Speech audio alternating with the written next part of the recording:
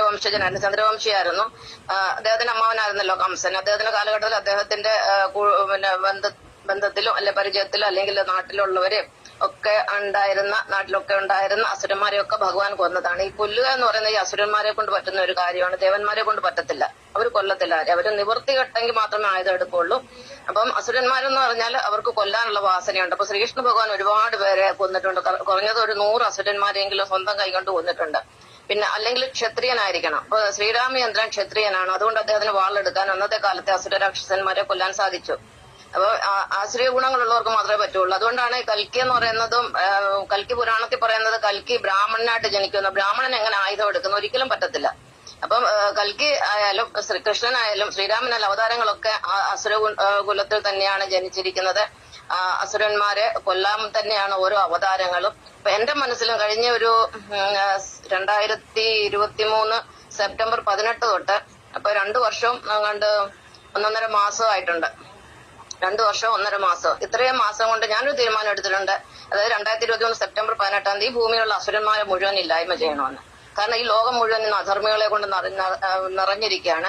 ഇവരെല്ലാം ഇല്ലായ്മ ചെയ്യണമെന്നുള്ള ഒറ്റ വാശിയിൽ തന്നെയാണ് ഞാൻ. എന്നിട്ട് ഞാൻ ഇവിടുന്ന് പോകുമെന്നുള്ള ഒരു വാശി എനിക്കുണ്ട്. അപ്പൊ എനിക്ക് ഇവരെയൊക്കെ കൊല്ലണം. എന്റെ കൈ കൊണ്ടൊന്നും ഞാൻ ആരെയും കൊല്ലത്തില്ല. ശ്രീകൃഷ്ണ ഭഗവാന് കുരുക്ഷേത്രത്തിൽ നിന്ന് ആരെയും കൊന്നില്ലല്ലോ. ഭഗവാന്റെ സാമീപ്യം കൊണ്ടല്ലേ അർജുന എല്ലാവരെയും കൊന്നത്. എന്ന് പറഞ്ഞാല് എനിക്ക് ഈ അസുരന്മാരെ ഉന്മൂലനം ചെയ്യണമെന്ന് നല്ല ആഗ്രഹമുണ്ട്. എന്റെ മനസ്സിൽ ഒരൊറ്റ ഒരു ലക്ഷ്യം മാത്രമേ ഉള്ളൂ. പക്ഷെ അതിനോടൊപ്പം ഭക്തന്മാർ രക്ഷപ്പെടണമെന്നുണ്ട്. ഭക്തന്മാർക്കൊരു പോറൽ പോലും ഏൽക്കരുത് എന്നുള്ള ഒരു വാശിയും എനിക്കുണ്ട്. അതിനി ആർക്കും മാറ്റാനും സാധ്യമല്ല. അത് ഈ അസുരന്മാരൊക്കെ മാറിയെങ്കിൽ എല്ലാം ഇല്ലായ്മ ചെയ്തെങ്കിൽ മാത്രമേ ആ ഒരു ചിന്താഗതി എന്റെ മനസ്സിൽ നിന്ന് മാറുകയുള്ളൂ. അപ്പൊ ഇന്ന് നമ്മൾ പഠിക്കാൻ പോകുന്ന അസുരീയ ഗുണങ്ങളാണ്. 72 ഗുണങ്ങളുണ്ട്. അതിനകത്തൊരു 3 ഗുണങ്ങൾ എനിക്കും ഉണ്ടായിരുന്നു.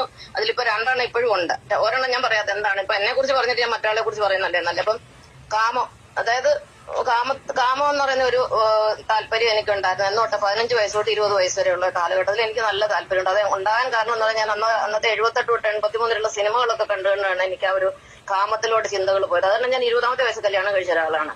അപ്പം ആ ഒരു കാമചിന്തകൾ അതിന്റെ മനസ്സിലുണ്ടായിരുന്നു. പക്ഷെ 26 വയസ്സായപ്പോഴത്തേനും ഞാൻ അതിലും വിരക്തി വന്ന ഒരാളാണ്. കാരണം എനിക്ക് ഭഗവാനോടൊരു പൂ ചോദിച്ചപ്പോ എനിക്ക് ഭഗവാൻ ഒരു പൂക്കാലം തന്നു. അങ്ങനെ ഒരു ഭർത്താവിനെ എനിക്ക് തന്ന കാരണം എന്റെ ജീവിതത്തിൽ ആ ഒരു കാമചിന്തകൾ മുഴുവൻ എന്റെ 26 വയസ്സായപ്പോഴത്തേന് കംപ്ലീറ്റ് ഇല്ലാതായി. അപ്പം അത് ഉണ്ടായിരുന്നു. ഉള്ള കാര്യം എനിക്ക് പറയാനൊരു മടിയില്ല. പിന്നെ അടുത്തെന്ന് പറഞ്ഞാല് അസുരന്മാരുടെ ഒരു പ്രധാന ഗുണമാണ് മാംസഭക്ഷണം. അവർക്ക് മാംസഭക്ഷണത്തിനോടാണ് കൂടുതൽ ഇഷ്ടം.